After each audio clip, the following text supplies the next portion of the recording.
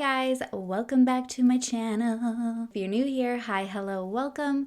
I am Sherilyn and I am so glad you found me. If you're not new here, welcome back to our True Crime Wine Wednesday. Hey, if you like wine, are into chatting about true crime, love the hanging out with the crew vibe, I think you should go ahead and hit that subscribe button because that's what we do here. And you don't have to drink wine. You could do and drink whatever you want. The point is, we are a great bunch and we would love to have you a part of the family. Am I not in focus? Or am I? Okay, I think we figured that out.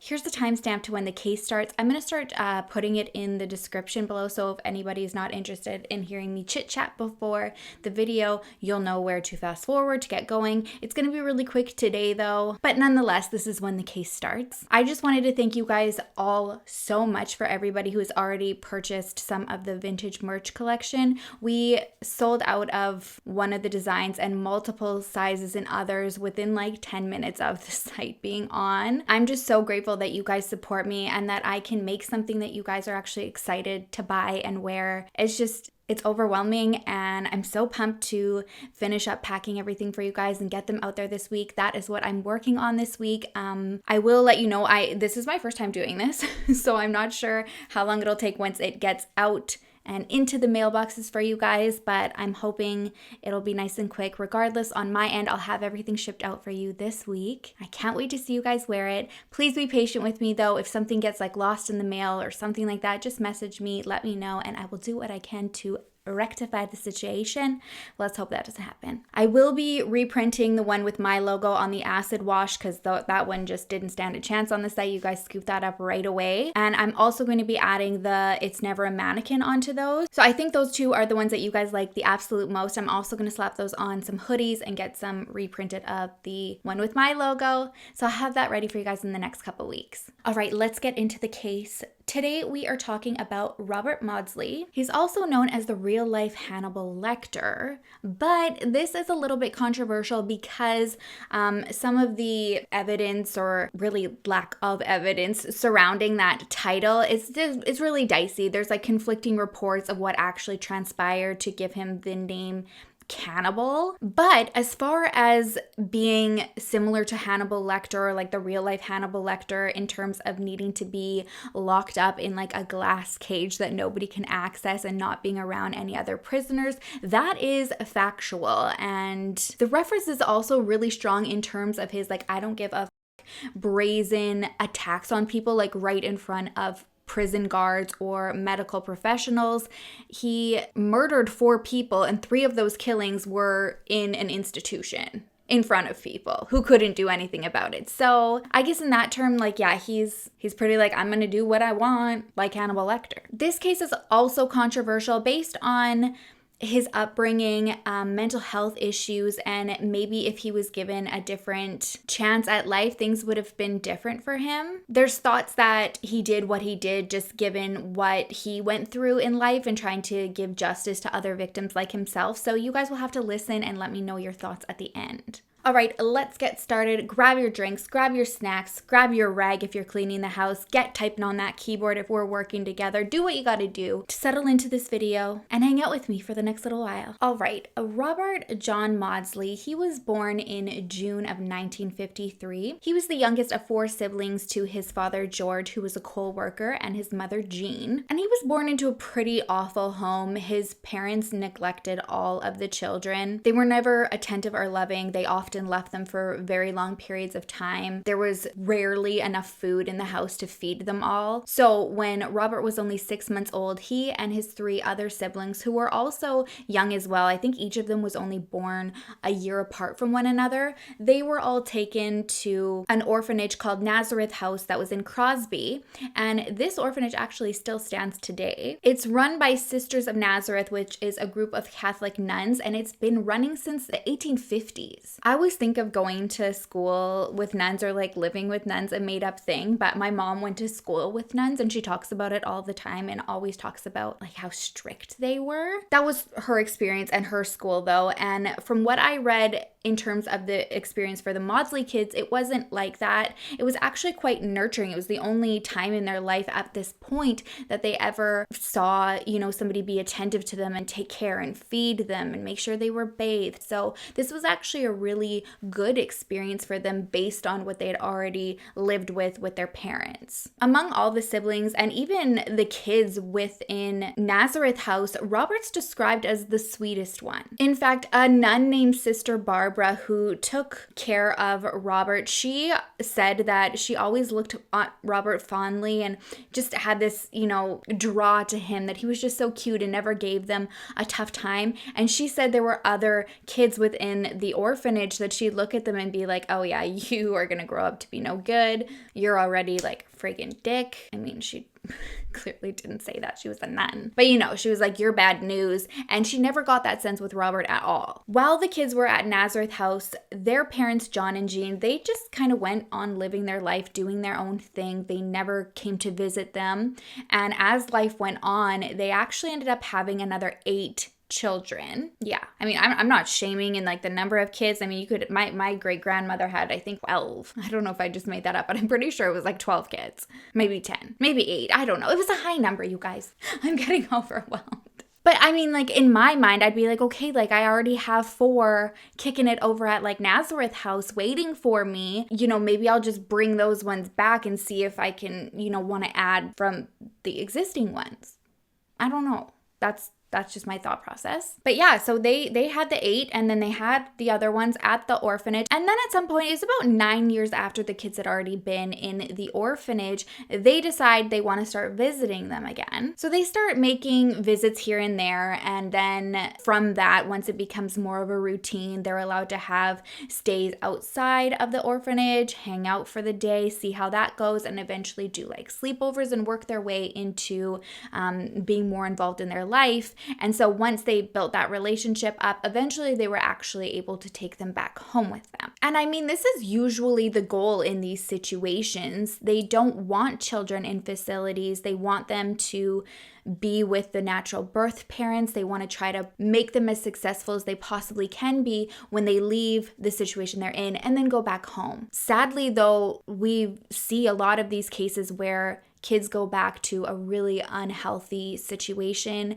Prime example that comes to my head right now is Gabriel Fernandez. I actually filmed a video on Gabriel Fernandez when I first started my channel, and I couldn't even share it. It was like I was so emotional, and I know there's an element of doing these true crime videos and discussing these cases or reading about them where you're supposed to just kind of try to emotionally unattach in some way, and I can't. I get very passionate. I get very attached. It usually stays with me for a while. There's lots of deep breathing exercises and breaks that I need to take while I'm reading because it can just get a little bit heavy. And for that one, it was really heavy. With his case, he wasn't in a facility. He was with family members who loved him and wanted him to stay and raise him with a lot of love in their home. And he was put back into a home with his mother, and he was killed. It didn't go to this extreme with the Maudsley kids, but in Robert's view of his life, he was so blissful and happy, he said, when he was at the orphanage. And then when that changed for him, his life took a completely different direction when he got home. After the kids came back to the house and they knew that it was permanent and they weren't going to be going back to the orphanage, abuse within the house, primarily just at those 4 children that were at Sister Nazareth, it began almost instantly. I guess that George was the aggressor, but it was usually Jean like egging him on and calling out to the kids like, this is why you're getting a beating. And it was every day, all day. Like there was always a reason why one of them was constantly getting called into the room, being abused, and then being sent back to their bedroom. Again, another reference to the Gabriel Fernandez case, because it was his mother Pearl that seemed to be the one that was instigating abuse towards Gabriel. And like in that case, same with the Maudsley kids, it was always for nothing. It would be the absolute smallest thing that they could even think of that probably wouldn't even deserve like a talking to in a normal household, but in their household, it was something so minor that they would use as an excuse to severely abuse their children. And I can only imagine how terrifying that would be as a child. I mean, you go from living, 9 years in this orphanage where you don't experience any of that to then coming into a home with essentially strangers. I mean, Robert, he was only 6 months old when he left, so he does not know these people at all. They are strangers to him. And now he comes in and he's just being beat up by them. I'm not sure why, but it was also Robert who was the one who got the brunt of those attacks. He said one time his father even broke a .22 rifle over his back. He was also the only child within the house that was confined to a room and forced to stay there for a 6-month period. He wasn't allowed to come out and interact with anyone, and the only time he ever saw another person was when his father was coming in to abuse him. Understandably, all he wants to do is go back to the orphanage, and when he's 12 years old, his family puts him in foster care. He's the only one out of his siblings to go, but initially he was like, yep, I am good to go. Get me out of here. Don't care where it is. I don't want to be under this roof. So he goes to foster care, and his dad actually goes back to the house and tells the other siblings that he's dead and not to bring him up anymore. So they never even knew where he went or what happened to him because they were just told like he died. By the point that he gets there though, there's so much damage that was done at the house that he's just never the same kid. He's not that little sweet boy that the nuns had seen at the orphanage at all. He's there for about 4 years and he switched roles. Like now he was the problem child that everyone's looking at going like, yeah, you're gonna leave here and go out and be a criminal, stir shit up in the community. Like you're no good news. You're no good news. You're bad news.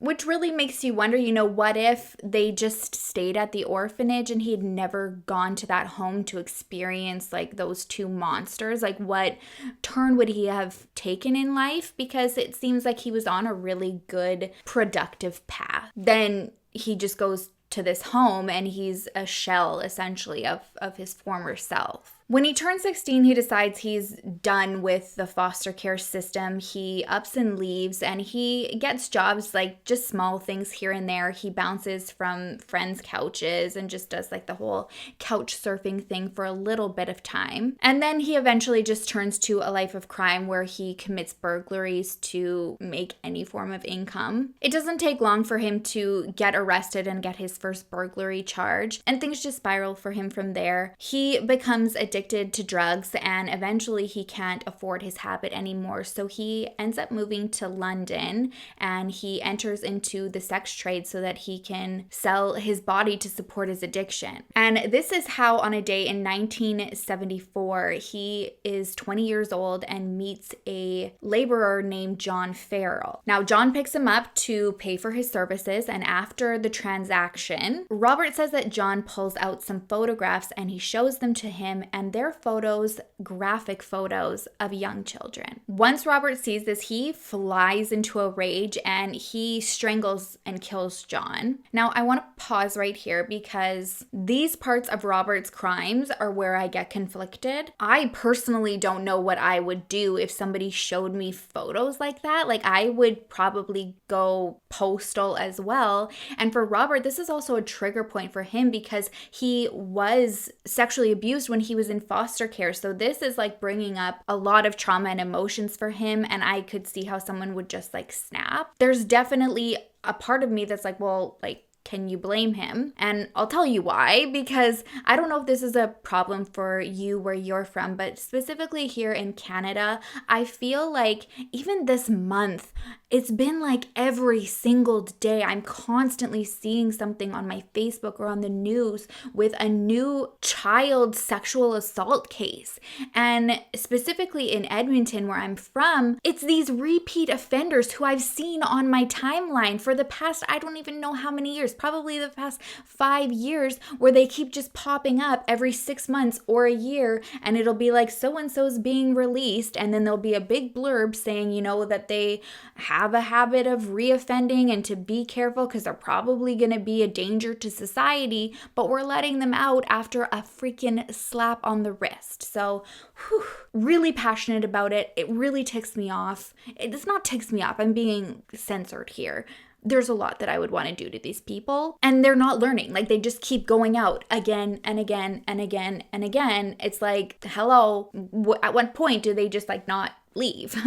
Now, although I feel that there are far harsher punishments that need to happen to these people, I don't believe that it's our responsibility to, you know, do vigilante justice, because at the end of the day, whoever is going to do harm to this person, you're going to do way more time than this animal's going to. So we need to put our frustrations on the system and really push to have these stricter sentences for them, which is gut sinking in itself, because if I were a victim and I knew that somebody was out there and they stuck up for me because whoever harmed me got a slap on the wrist and was out within 6 months, I'd be so upset to know that this person is going to potentially be in jail for the rest of their life or close to it because they did what they felt was the right thing, like on my behalf. I don't know if that makes sense, but that is just my thoughts rambling here. I'm not saying that Robert deserves a free pass or anything, but I do understand, given the circumstances of his life leading up until this moment and this point,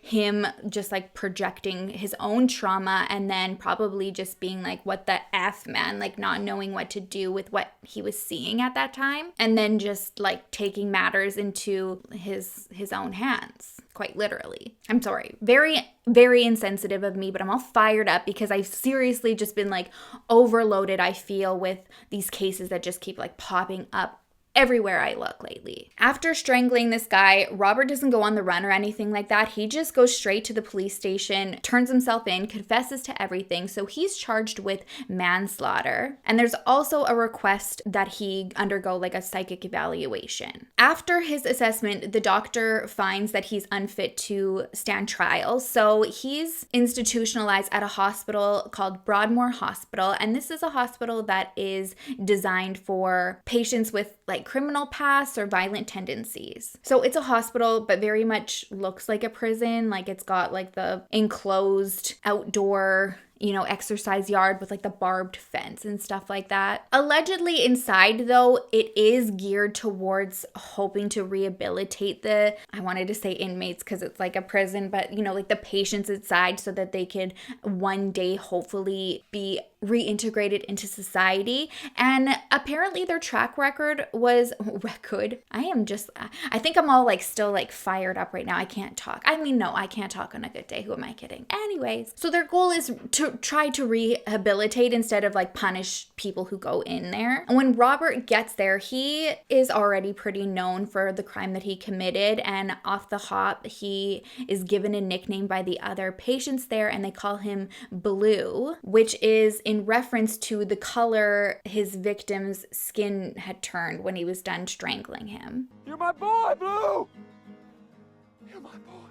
Sorry, again, I feel like you guys were already thinking it though. So the way this facility works is a patient does have the ability to be released if they can prove that they have done enough work and they have passed like a certain degree of psychological breakthroughs. Obviously, it depends on the individual, but I've read that an average patient usually only spends about 6 years at Broadmoor. Robert was there for less than 3, but he was not released because of a breakthrough. It was 2 incidents that happened about 8 months apart that led to Robert being released and being referred to as the original Hannibal. It started in 1978, which was 2 years into his stay, and Robert and another patient named David Francis had kidnapped another patient, and they trapped him in this like office room, and they stayed there for 16 hours, and they just tortured this guy. I read that as staff were trying to get into the room, the more they tried to help get this guy out, the worse the beatings were and the worse the torture was.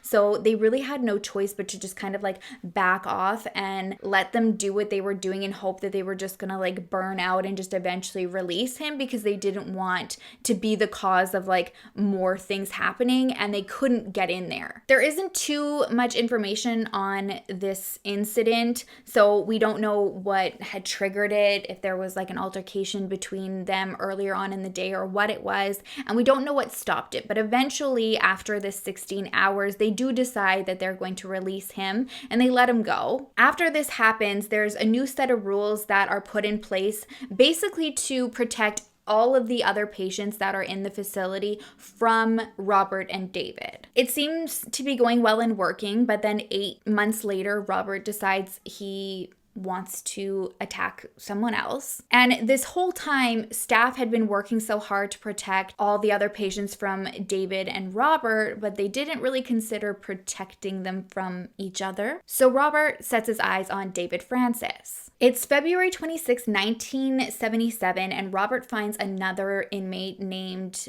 John Cheeseman to help him out. The two of them capture David, and they end up getting him like barricaded in another office. This time, the attack lasted for 9 hours. We're not too sure what the trigger point was for David, or if this was a plan of his all along to kind of like for Robert, and if the plan was to lure David in. But David Francis was in there for sexual assault on a child, so we already know how Robert feels about that. So I'm not sure if maybe potentially his original plan was to, build some trust and have a little bonding session over, torturing another inmate or something like that, or patient, sorry. And then, it would be easy for him to like lure him in the future. I don't know. What we do know is Robert and John kept David alive, torturing and beating him for about 9 hours. And then when they were done, Robert just strangled him. Again, since staff was on the other side, they weren't able to like come in and help or anything like that. For them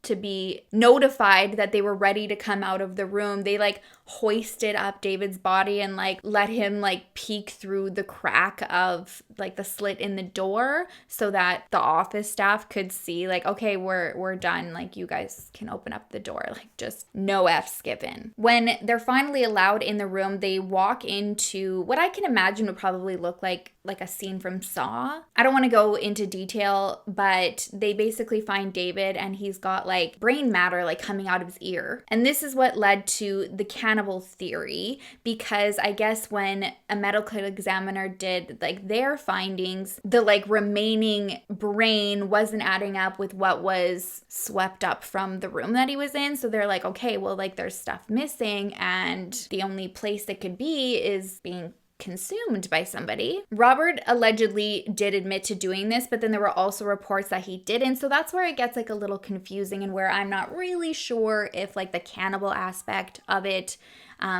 is accurate. Now, even though he was declared unfit to stand trial in his first conviction, this time they're like, no, like there's some screws loose, but we're done with you here at this facility. Like, you got to move on, and you got to go to like the big house. Look at me with my lingo. My understanding on this decision is that the justice system felt like they had tried to rehabilitate him, gave him, the chance to go to Broadmoor instead of jail, and that, like these attempts at rehabilitation had just like failed miserably. So it's like, okay, like you got your shot, we actually gave you 2 chances, and like, it just got worse. So in early 1978, he's tried as a fully competent adult. He's charged with the murder of David Francis, and then he is sent to Wakefield Prison. And I guess this is like a pretty intense prison. Dr. Harold Shipman, that we've done a video on. If you haven't seen that one, check it out. He's the doctor that killed over 200 of his patients. He also was at that facility. When he gets there, he also gains a new nickname, and his new nickname is Spoons, which this time is in reference to how he was able to get to David's brain through his ear with a spoon. I'm not too sure why, given his past and why he ended up there in the first place, he was just automatically allowed to mingle freely among the prisoners. But it's no surprise that within 5 months, old habits creep up. It was July 28th, 1978, and Robert just wakes up one morning and rigs up a little shank for himself and heads on out to the exercise yard. For reasons unknown, he sets his eyes on an inmate that he had been building a relationship with and already had a bond with. This guy had been teaching him how to speak French, actually, and his name was Salney Darwood. Unlike his other victims, Salney was not in there for any crimes related to children. He was there, though, for the gruesome attack and murder of his wife, Blanche, which makes you wonder, like, if he was just killing to kill the whole time and it was just like a coincidence that the others had involvement in like child crimes, or if he also didn't like people who killed their wives. I don't know. Maybe it initially started as like wanting to, like, you know, take out anybody who hurt kids, and then it turned into like a thrill killing, you know, like you hear that with serial killers, like once like they kill once, then it just like opens up a floodgate and they can't stop. Maybe, you know, like a little bit of column A, little bit of column B. Whatever it was, Salney was his target, and he freely went with Robert because he trusted him to Robert's cell. And when they got there, he cut his throat, and when he was dead, he just hid him under his bed. Then he just casually washes his hands in the sink and then saunters back on out to the exercise yard again. I guess when he went there, he was looking for another victim, but as he kept approaching people out there, their like spidey senses were on just like full tilt. They just like got this feeling like something was up with him. Like, why is he asking to, you know, go for a walk and talk? Like, it just, there was something about it that didn't feel right. So everybody that he approached out there turned him down. And so he comes back into the cell block, and he encounters another inmate named William Roberts. And he's just right there chilling, laying in his own bunk with the door open. He was another inmate who was serving a 7-year sentence for sexual assault on a child. And Robert saw this as an opportunity that was just like served to him on a silver platter. So right then and there, he viciously attacks and murders him. With this assault, again, he does not hold back at all. And then there is another rumor that he also, consumed brain matter as well. After he's done with the second attack, he just decides like, okay, like I'm done for the day. And to just show how brazen this guy is, he's done, and he just like casually walks on into the guard's office, just mic drops the knife onto the desk, and he just looks at him and he says, "Your roll call is going to be 2 men short this morning." Obviously, he's charged again with the murder of Salney and William. Again, although courts could recognize that he clearly was suffering from mental illness, the safest decision they felt was just for him to stay in Wakefield. This time, though, his sentence is for him to stay under strict solitary confinement, and it's been that way ever since. He stays in a glass cage that was built in 1983 that resembles the one that Hannibal Lecter was in, given that reference that I, feel there's enough evidence to agree with. He rarely has any time out of there. When he does and he's allowed to go and walk somewhere, he actually has to be escorted by no less than 6 guards. And even when he's just getting food served to him, like through that small little slit in the door, there can be no less than 4 guards at a time to do that. According to those who have studied him, he suffers from psychopathic disorder, which is defined by a persistent disorder or disability of the mind which results in abnormally aggressive or seriously irresponsible conduct. So it's believed that these types of disorders usually transpire by something that happened in the subject's past. It could be something that is passed on to them hereditary from their parents, but often they see it as some past psychological trauma that happens, especially in childhood, they say, which could definitely be the case like in this one specifically, just given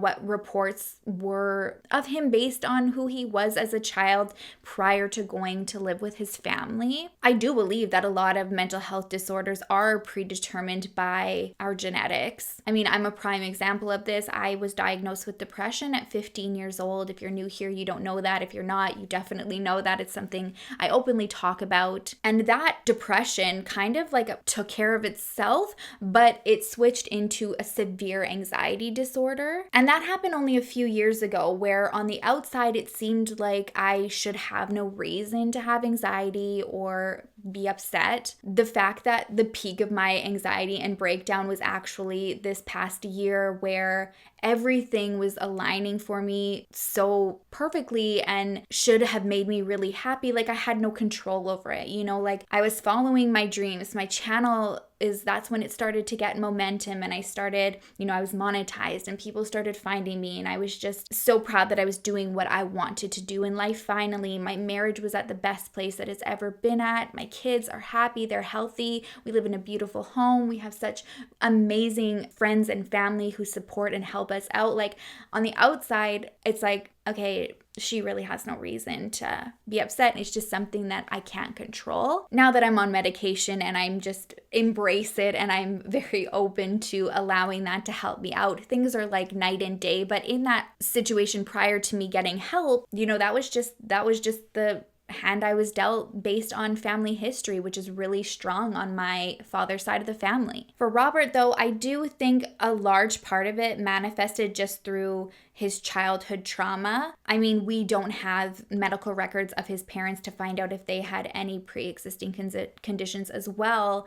But just given like the reports again on like who he was as a kid, like he showed empathy, he was loving, he was nurturing, and in most cases, not all of them, I mean, there's exceptions to the rules, but in most cases, like you're a psychopath, like those personality traits are missing. Like you're not empathetic at all, you're quite cold, unattached, you like to torture animals and stuff like that. So when we see that the switch in him happened after he was put into an abusive situation, that just kind of makes me think that it was something that like manifested itself. Another reason why this case is quite controversial, because there are a lot of medical professionals who believe that had he not been transferred out of that medical facility initially, that those 2 additional murders probably could have been prevented. They felt that had they kind of isolated him a little bit from everybody, or quite a bit from everybody initially, and done like a very rigorous treatment plan for him, it could have maybe helped. A lot of them also believe that years and years of isolation in a glass cage has done absolutely nothing for him as well. In fact, like it would probably just continue just going back in the opposite direction of where they'd like him to go. I'm obviously not a medical professional, so I can't speak on it or like know from experience or anything like that of what I've seen, but it absolutely makes sense. I feel like clearly there needs to be like separation from him between like other inmates, but it would have been one of those situations where it would have been worth trying, like while he's been completely isolated, to have those intense treatment plans put in place and just like see where it goes from there. We've discussed this in other videos, like how much we think that it's important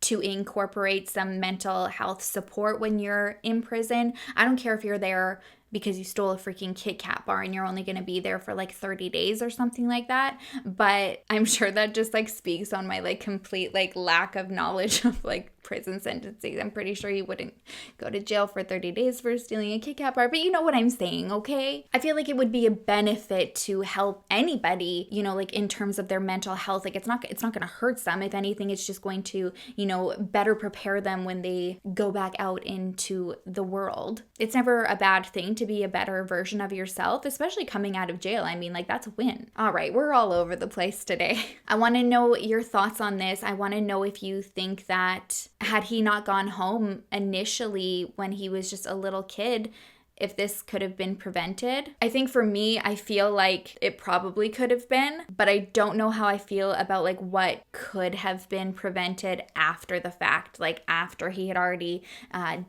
committed crimes whilst in prison. I don't know, like what kind of treatment could have helped him to like be like a model prisoner. I don't know if there is that possibility at all, but very curious to hear your guys' thoughts if you think that there is. All right, that's it for me today, you guys. Thank you so much for watching. If you haven't already, please don't forget to like and subscribe. It means the world to me. You know I love and I appreciate you so much. I will see you in the next video. I will miss you terribly until then. Make sure to love each other, love yourself, and I will see you soon.